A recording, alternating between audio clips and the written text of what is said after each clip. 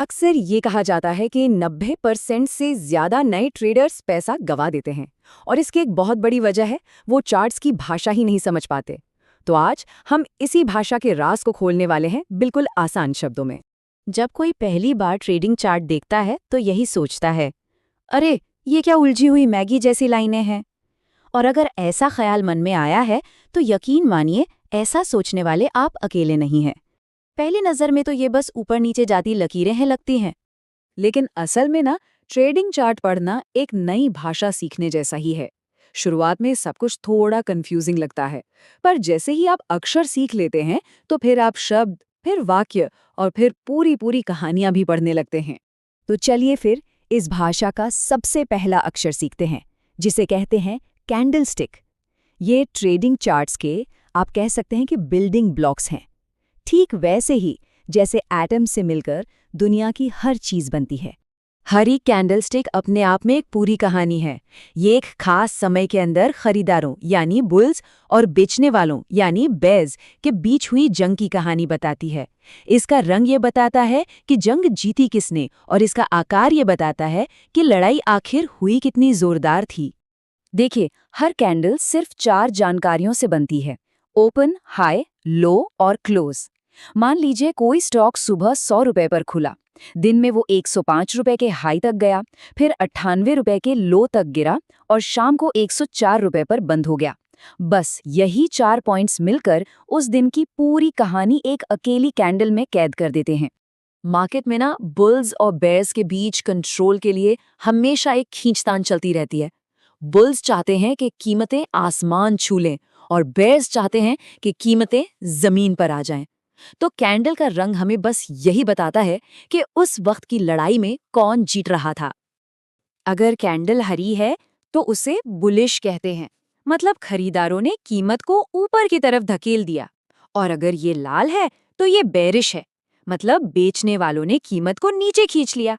सीधा सा हिसाब है, हरा मतलब जीत, लाल मतलब हार। बिल्कुल ट्रैफिक लाइट जैसा सिंपल। लेकिन रुकिए, कहानी में असली ट्विस्ट तो अब आएगा। असल सुराख तो इन कैंडल्स की परछाइयों में छिपे होते हैं, जिन्हें हम विक्स या शैडो भी कहते हैं। ये जो पतली पतली लाइनें होती है ना, ये हमें बताती हैं कि कीमत कहाँ तक गई तो थी, पर वहाँ टिक नहीं पाई, मतलब वहाँ से उसे रिजेक्शन मिला।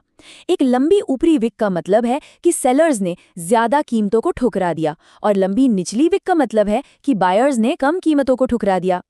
इसे ऐसे सोचिए, ऊपर की तरफ एक लंबी विक का मतलब है कि बायर्स ने कीमत बढ़ाने की तो पूरी कोशिश की, पर सेलर्स इतने ज्यादा हावी हो गए कि कीमत को वापस नीचे खींच लाए।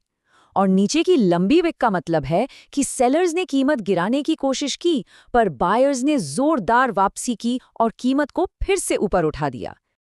अच्छा, अब एक बहुत ही जरूरी बात समझते हैं, और वो है टाइम फ्रेम। टाइम फ्रेम को आप एक लेंस की तरह समझ सकते हैं, जिससे आप मार्केट को देख रहे हैं। एक छोटा टाइम फ्रेम आपको क्लोजअप व्यू देता है, जबकि एक बड़ा टाइम फ्रेम आपको पूरी तस्वीर दिखाता है, मतलब एक बर्ड्स आई व्यू। और यहीं पर ना चीजें बहुत दिलचस्प हो जाती हैं। हो सकता है कि 5 मिनट के चार्ट पर एक कैंडल बहुत मजबूत और हरी दिख रही हो, लेकिन जैसे ही आप 1 घंटे का चार्ट देखेंगे तो पता चलेगा कि वो तो असल में एक बड़ी गिरावट का बस एक छोटा सा हिस्सा थी। मतलब कॉन्टेक्स्ट बदलते ही पूरी कहानी बदल जाती है। जैसे अगर हम एक डेली चार्ट देखें, तो उस पर बनी हर एक कैंडल पूरे एक दिन की खरीद बिक्री का निचोड़ होती है। बाजार सुबह कहाँ खुला, दिन भर क्या उतार चढ़ाव हुए और शाम को कहाँ बंद हुआ, सब कुछ बस उस एक कैंडल में समा जाता है। लेकिन अगर हम उसी दिन को 1 घंटे के चार्ट पर देखें तो अब एक कैंडल नहीं, बल्कि करीब 7 से 8 अलग अलग कैंडल्स दिखाई देंगी।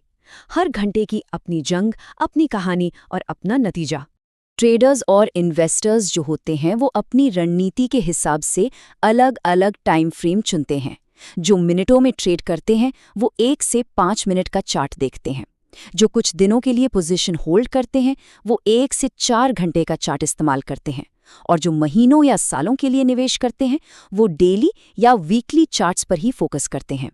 तो सवाल ये उठता है कि सही टाइम फ्रेम चुनना इतना जरूरी क्यों है? अच्छा, इसे ऐसे सोचिए, अगर कोई 100 मीटर की रेस दौड़ रहा हो तो वो स्टॉपवॉच का इस्तेमाल करेगा। शहर का नक्शा लेकर तो नहीं घूमेगा, है ना? सही टाइम फ्रेम चुनना बिल्कुल अपने काम के लिए सही औजार चुनने जैसा है।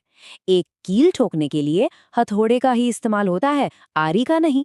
ठीक उसी तरह चुना गया टाइम फ्रेम ट्रेडिंग स्टाइल से एकदम मैच होना चाहिए। और इससे ये बहुत अच्छे से समझ आता है कि बाजार में किस किस तरह के खिलाड़ी हैं। जैसे स्कैल्पर्स, वो हमिंग बर्ड की तरह होते हैं, तेजी से मार्केट में आते हैं और निकल जाते हैं।